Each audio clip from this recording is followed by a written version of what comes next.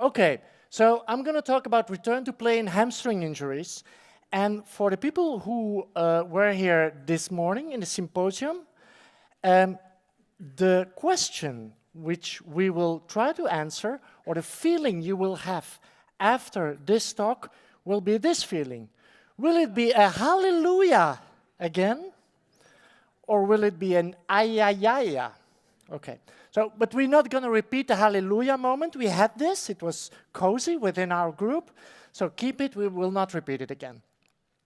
Anyway, so this is the slide you always see. How will this talk affect your practice knowledge concerning return to play? Organization asked us to put this on there. Actually, it means, like, why would you stay and listen to me, Mr. I know it all? I don't know it all. The only thing I want you to know when you, after this talk is, what is the commonly used criteria for return to sport in hamstrings?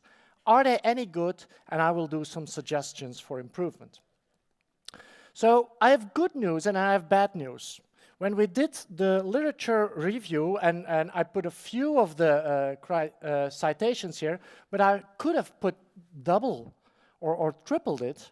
The good thing is that all of these papers, we all agree in the literature about the return to play criteria, which is very good. So probably everybody is doing the same thing concerning return to play in hamstrings. So that is very good. We have a consensus. We don't need to argue about it. We already have it.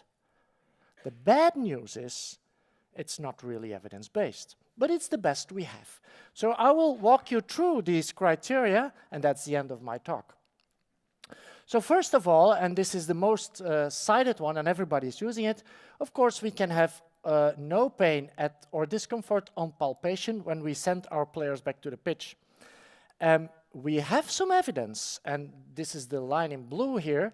If a player has pain or discomfort on palpation at discharge, but we still send him to the pitch, this player has a 4-time higher chance to get a re-injury. So this is a very important criteria, which we all be using, but science showed that it's important.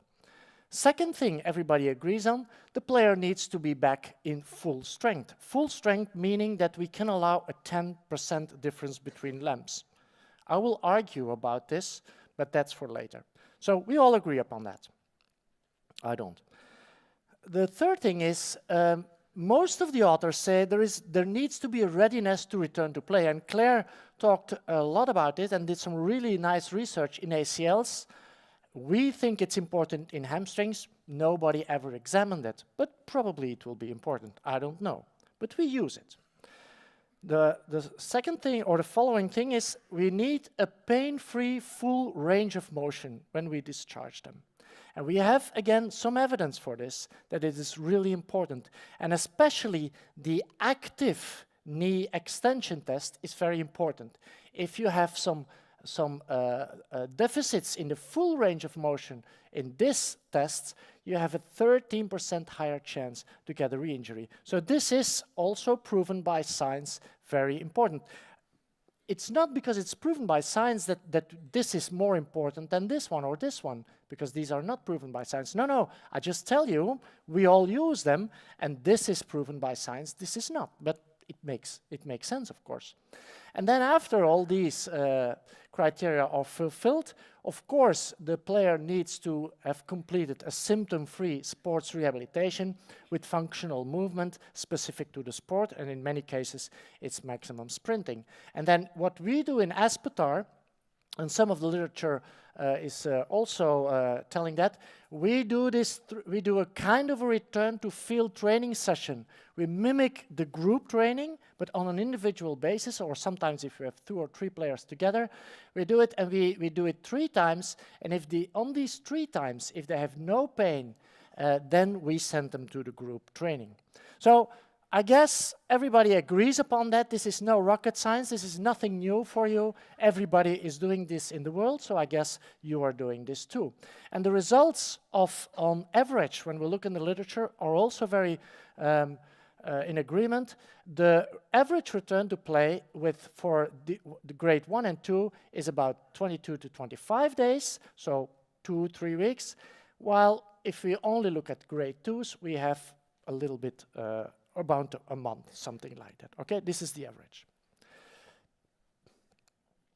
And then, of course, and Ian has been talking about that, we need to put this into the whole return to play decision-making thing. Now, when we talk about return to play and the return to play criteria, we only send our patients back to the field when we believe they're safe. And what is safe? What does it mean here? Safe means that their risk for a re-injury is the same as a risk that anybody else of the team has for an initial injury. Because 100% safe, we cannot have this. This is not existing. Everybody has a chance for an injury. But if the chances are equal for a re-injury and a primary injury, we're okay. Right? You agree? You don't have to say anything, but if you don't say anything, I know you agree. So, what is our re-injury rate? The re-injury rate is, and it differs a little bit, and it depends on the sports, etc., but it differs between 12 to 34%, and if we talk about professional football, it's about 16%. Now, how good is that? Is that the same as every other player on your team who has no injury and might have an injury? No, it is actually 3 times higher. So, we cannot be satisfied with this because we are not doing a good job. And I don't know why we're not doing a good job, but it could be because our rehab is not good, or we send these players too soon to the pitch, although they have reached all our criteria, but still they have 3 times higher chance of a re-injury. So this is not good. You cannot be satisfied with that. And we need to change that. So I have for you 3 suggestions which might improve the re-injury rate in hamstrings. Interesting, because we all talk about hamstring injuries, but the re-injury rate of the hamstrings is exactly the same as the re-injury rate in other muscle injuries. If you talk about a calf injury, if you talk about a quadriceps injury, it's exactly the same re-injury rate. Remember this, because I will use this later on, because there is something going on with the muscle, and it doesn't matter which muscle, whether it's a hamstring or a quadriceps or a calf, it's all the same. The first thing I would suggest that we should pay attention more is time. And why do I think time might be important? If we look at the re-injuries, when they happen and where they happen, then we come up to this. And this is a study Arnlaug Wagenstein did in Aspetar. It's a really nice study. It will be published in 2016.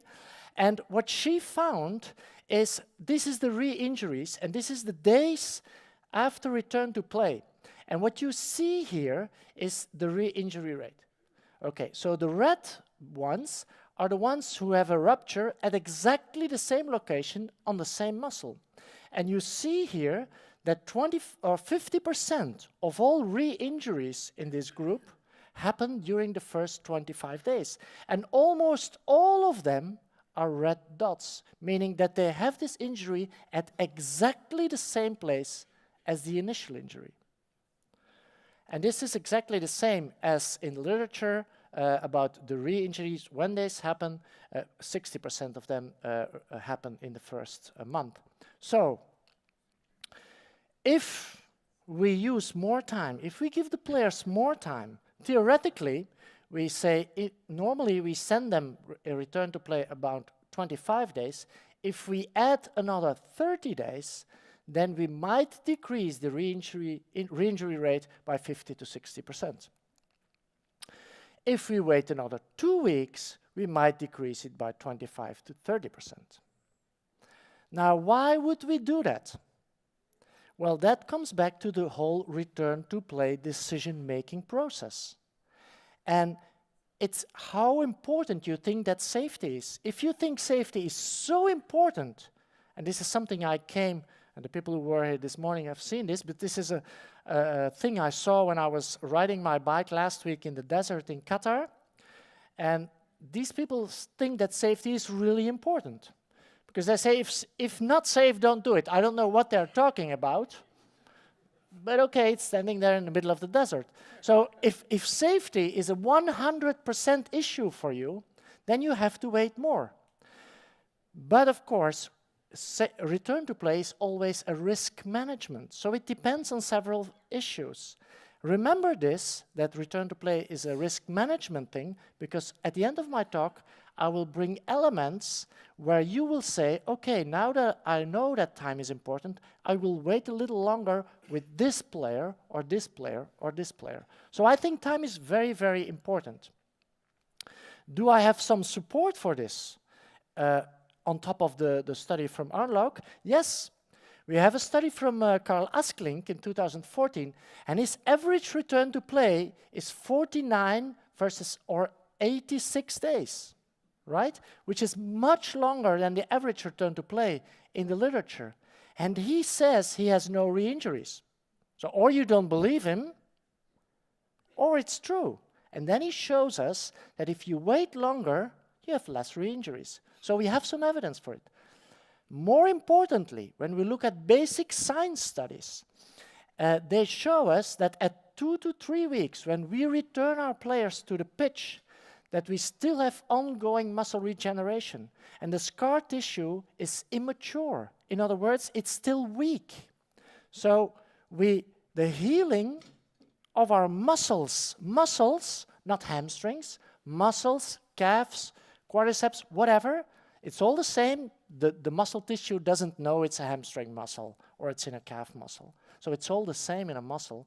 So the muscle healing is much slower than our average return to play. So the question is not, why do we have so many re-injury? The real question is, how do the majority of muscle injuries do not recur? Because they're not healed. But we send them to the pitch. And why do we send them to the pitch? Because our performance tests are okay. But the muscle is not healed. But we do it anyway. And of course we get a rupture at the same place, because the scar tissue at that place is not healed. Do we have more evidence of it? Yes, we have some clinical studies. We have a study from the Holland, and showing that the great majority of the players still have abnormalities on MRI when we send them to the pitch. Now you can argue on this study, yeah, but once you have a muscle injury, you will have MRI abnormalities for the rest of your life. No, it's not true. Because 6 months after return to play, these abnormalities are gone. So this again shows us that we are sending all the players to the pitch when the injury is not healed yet. It's your risk management. Do with it whatever you want. But I'm just saying that we need to take this into consideration if we want less re-injuries. Second thing I want to focus is on strength. And actually, my message is we need less focus on strength. I think strength is not that important. And I'll show you this with a few prospective studies we have for re-injuries. I showed you this study before also from Holland, where they looked at the return to play. So all players had hamstring injuries, and some of them had a re-injury, and the others did not have a re-injury. And the guys who did, and when we compare both groups, there was no significant difference in strength. In other words, strength is not a predictor for a re-injury. It has nothing to do with it in this study. And of course, here, it's a very small number. So maybe this is not correct what I'm saying, but this is the little evidence we have. We did a study, or we are doing a study, it will be published in 2016, where we measured the strength using the single leg hamstring bridging performance, and we also identified that strength, or this performance on this test, which is actually strength, was not different between the re-injury group and the not re-injury group, but again, it's only on a low number of re-injuries. And we could not identify strength as a risk factor for re-injuries. And another study we have, and it will also be published next year, is even more interesting, because this study, again, low number, so we have to be careful, but this study shows that the guys who have a re-injury actually have a significant greater hamstring strength. Greater hamstring strength. So if you have more strength in your hamstrings, you are at higher risk. Now you will say, you have been too long in Qatar, laying in the sun, and it's probably affecting your brain, because this makes no sense. Well, it makes perfect sense, and I'll tell you why. Listen, what we found is that the re-injury group has greater strength. So, and it was not only at discharge, but also at initial examination, but it doesn't matter that much now. While we know, and some prospective studies show it, the initial injury, if you have low hamstring strength, then you have a higher chance for an initial hamstring injury, okay? We know that. And these are 2 studies, but I can show more prospective studies. Initial injury. And we found in the re-injury that it's the opposite. So now you're confused, and that's why you tell me that I've been laying in the sun too much. But what we think is weaker subjects might be at greater risk for a first-time injury, but when a strong individual gets a hamstring injuries, he has a higher chance for a re-injury. And why is that? Well, the answer is very simple. We have, remember what I said on my first thing about time, we are sending them back to the pitch with a weak, non-healed scar tissue. And if you have a very strong hamstring, the hamstring pulls, of course, with a greater strength on this immature scar tissue, and of course you get a re-injury faster, right? So a muscle injury is not a result of an impact. A muscle injury, the muscle is creating the injury by its own force. So the stronger you are in relation to weak scar tissue, of course you have a higher risk for an injury. So it's like this. Look at that guy. Bam! But he doesn't know he has weak scar tissue. But we do know now. Do you allow your players on this part of the ice while you know they have weak scar tissue, they have big body fat, so strong, and they can go on? Well, it's up to you. I said it. It's risk management. Oh, okay. Third of all, and then I will be very fast, I think we need to focus on intramuscular coordination. This is a study we did also on re-injuries. So we took a group of 42 hamstring patients. So they were all cleared to return to sport. They were all ready, and we tested with EMG the timing of their posterior muscles in a prone hip extension test. So they lay prone on their stomachs, and they had to do a hip extension test. So what we looked at was the pattern of the timing of their muscles. So we saw 2 patterns in these 42 patients, all had hamstring injuries, but were ready to go to play. We discharged them. So the first pattern we saw was the one where the hamstrings were firing first, then the lumbar erector spinae, then the glute max. The second pattern we saw very frequently was the one where the lumbar spine muscles were acting first, then the hamstrings, and then the glutes. And when we looked at the re-injury rate, and we compared who had a re-injury, and did it matter which of these patterns this guy had, when we put them back to the pitch, we identified that this pattern was a risk factor for a re-injury, and the risk was 3 times higher if you had this pattern compared to this pattern. And it makes sense, of course, because here the hamstring is taking all the strength at first, while it's decelerating the movement, while in this pattern, the lumbar erector spinae are taking the first action and decelerating the movement. So it's not only about strength. I think it's less about strength. Maybe it's about neuromuscular coordination. So that's it. Well, no, and I'll go quickly through it. We also have non-modifiable risk factors, which are identified as risk factors for re-injuries. And the first of it is the number of previous hamstring injuries. So if you had one hamstring injury, one hamstring re-injury, you are 30% more risk of having a new re-injury. If you had 2 hamstring injuries before, you're at 77%. And now I come to the risk management. Some people you will send to the pitch after 2 weeks. Some you will take a little bit more time because you know they had some re-injuries before. So you will allow the scar tissue to heal because they are already at high risk and you cannot modify this anymore. The same with the ACL. If they had an ACL injury on that limb, they're at high risk for a hamstring injury. So just take that into account into your clinical reasoning thing. We know that if you have a larger volume of an initial injury, you have a higher risk for a re-injury. And we know that the biceps is at much higher risk for a re-injury compared to the semitendinosus. So if you have this guy, you might send him with a more safe feeling to the pitch compared to a biceps thing. We know that age and ethnicity plays an important role. So you have to take these elements into account when you are sending them to the pitch. So my take-home message is return to play is always risk management. You have to take everything into account. I think our current risk management thing is not good because we have a high risk, re-injury risk, which is not good. So we can make it better, and we have some information. I think the return to play criteria are mainly based on experts' opinion. We all agree upon that. That's good, but we can do better. And how can we do better? Maybe we need to emphasize more on time and neuromuscular coordination and less on strength. Because you know, strength is actually a risk factor for re-injuries.